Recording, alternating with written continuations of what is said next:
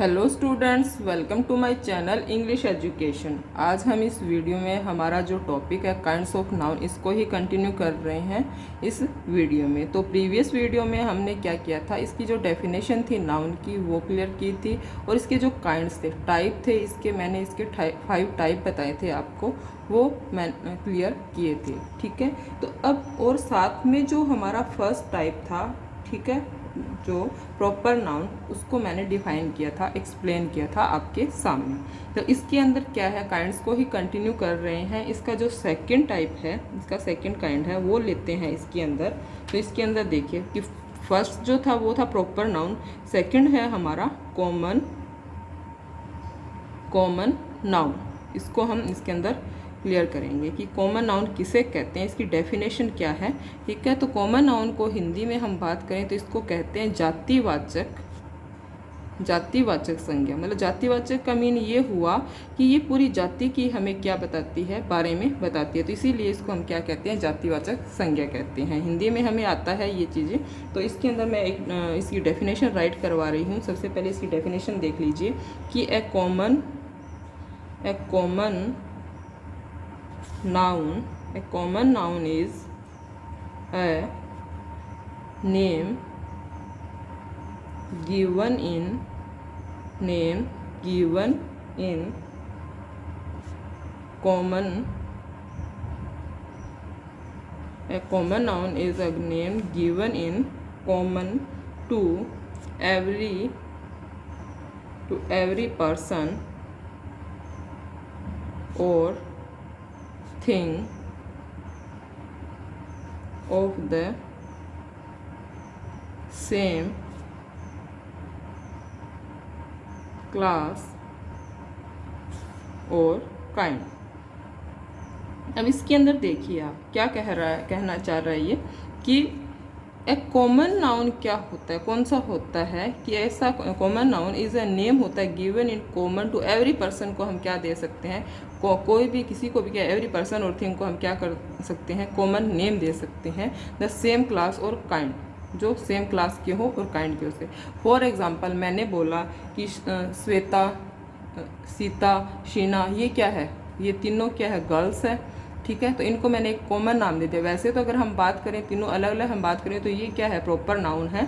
ठीक है, अगर तीनों को इकट्ठा अगर मैं एक क्लास में एक काइंड के अंदर समझाना चाहूँ तो वो सेम क्लास के अंदर, तो वो क्या कहेंगे, इसको मैं बोल सकती हूँ कि गर्ल्स है। गर्ल्स क्या हो गया, एक कॉमन नेम हो गया उन तीनों का। ठीक है, तो इसको एग्जाम्पल से हम क्लियर करेंगे। एग्जाम्पल लेती हूँ मैं इसके अंदर।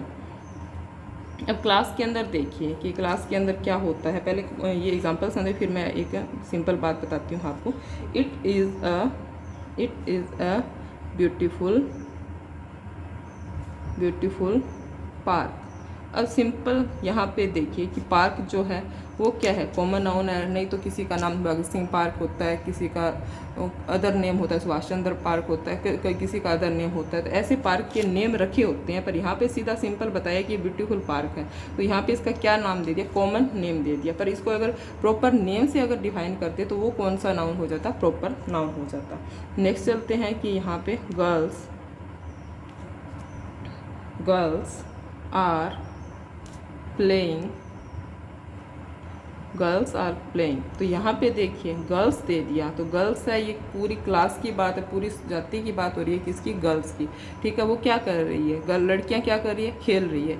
यहाँ पे जैसे मैंने ये बताया था कि अगर सिंपल अगर बात करें तो शिता है, सुमन है, ये अगर मैं बोलती तो वो क्या हो जाती, प्रॉपर हो जाती। पर इनको मैंने क्या बोल दिया, गर्ल्स बोल दिया, तो वो क्या हो गई, क्लास की बात होगी, पूरी जाति की बात होगी। तो यहाँ पे ये कौन सा नाउन हो गया, जातिवाचक संज्ञा हो गई या कॉमन नाउन हो गया यहाँ पे। ठीक है, जैसे राम यहाँ पे क्या है, प्रॉपर नाउन है, Ram is reading a book. अब बुक तो बहुत सारी हो सकती है, पर यहाँ पे बुक क्या है, कॉमन नाउन है। पर यहाँ पे एक स्पेशल नाम दे के हमने बोल दिया कि कौन सी बुक पढ़ रहा है, द रामायण, द महाभारत। अगर सिंपल है या SST की है या फिर इंग्लिश की है, हिंदी के, अगर नेम दे देते तो वो क्या होती, वो हो जाता कौन सा नाउन, प्रॉपर नाउन। पर यहाँ पे सिंपल सीधी बात बताई है कि कौन सा, ये किसकी है, बुक की बात हो रही है, तो ये कौन सा नाउन है, पूरी बुक कोई भी हो सकती है। तो ये यहाँ पे बात हो रही है कि ये कौन सा नाउन हो गया, यहाँ पे कॉमन नाउन हो गया। ठीक है, तो ऐसे ही एक बात देखिए कि अब क्लास के अंदर हमने क्या कहा कि मैंने बोला कि हाँ Ram what are you doing, तुम क्या कर रहे हो।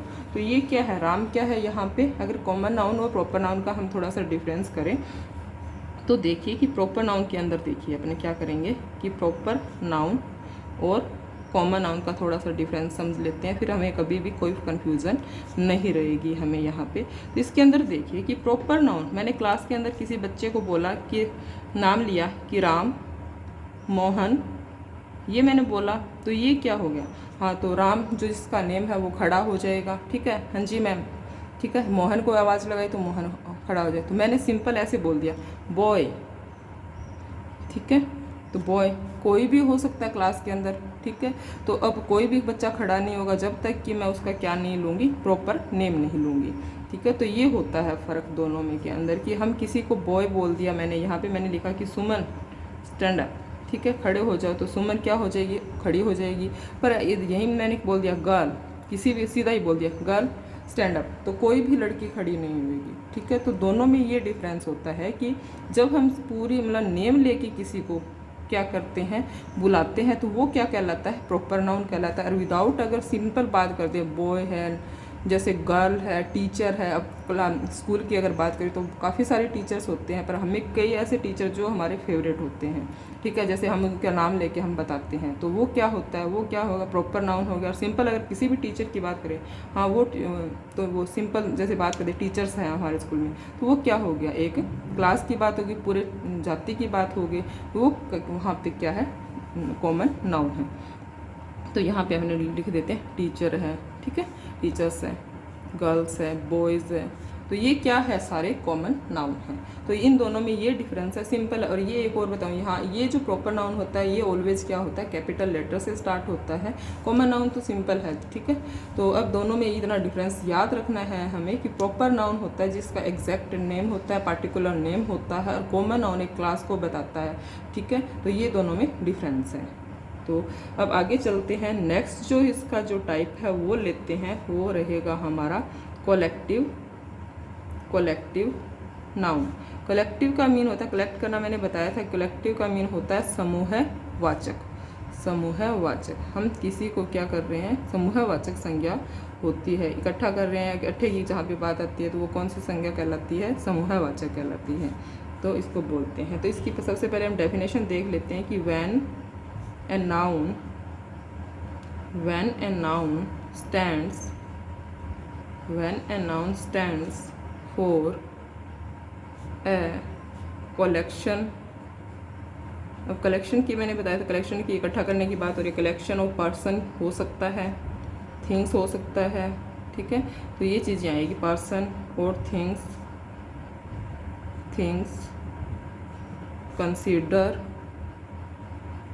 considered as one complete whole, it is called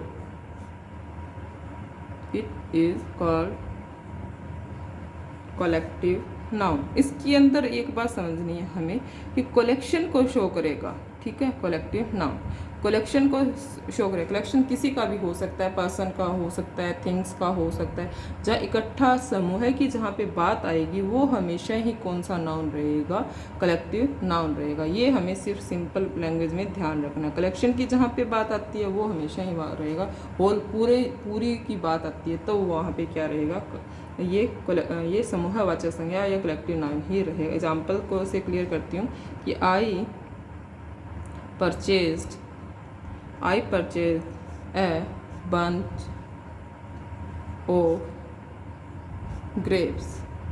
अब यहाँ पे देखिए कि यहाँ पे बंच की बात होगी, मतलब पूरा क्या हुआ, बंच ही खरीद लिया, मतलब बंच होता है गुच्छा खरीद लिया, परचेज किया है किसने, ग्रेप्स का। तो यहाँ पे किसकी कलेक्शन की बात आ रही है, कलेक्ट किया एक पूरे समूह की बात आ गई, तो यहाँ पे क्या रहेगा, ये कौन सा नाउन है, ये रहेगा कलेक्टिव नाउन। ये काफ़ी सारी है, जैसे बंच है, आर्मी है, ठीक है। तो ये कुछ होते हैं, जैसे हर्ड है, बैंड है, ये ऐसे काफ़ी सारे ये कलेक्टिव जो नाउन्स हैं, एक लिस्ट है इसकी, वो मैं आपको जैसे नेक्स्ट वीडियो बनाऊंगी तब उनमें आपको करवाऊंगी, ठीक है। तो ये आपको ध्यान में रखना है कि ये ऐसे पता होना चाहिए कि ग्रेप्स हो गया, इसके लिए हम बंच लगाते हैं, ठीक है। और कीज़ के लिए ये हम बंच का यूज़ करते हैं, बनाना है उसके लिए भी बंच आता है। तो ऐसे कुछ ध्यान में रखना है कि किसके लिए, ऐसे नहीं कि बंच सभी के लिए भी, कोई भी ग्रुप है या फिर अदर किसी के लिए भी हम क्या बंच का यूज़ करेंगे, नहीं, सभी के लिए एक प्रॉपर वर्ड दिया गया है कि किसके लिए कौन सा कलेक्टिव नाउन है जो हमें यूज़ करना है। वो मैं आपको एक लिस्ट है वो आपको करवा दूँगी मैं,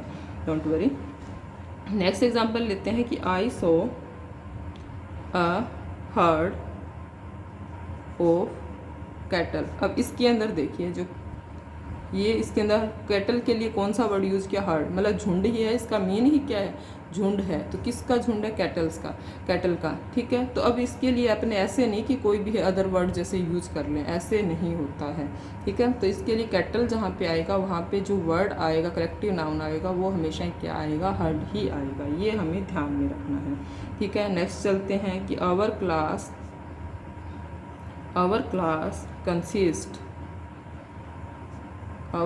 consists of 40 स्टूडेंट, ठीक है। हमारी क्लास 40 स्टूडेंट कंसिस्ट करती है।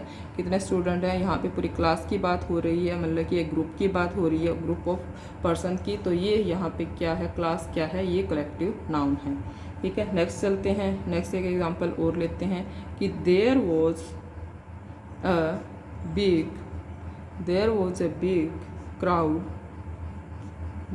a big crowd on the road।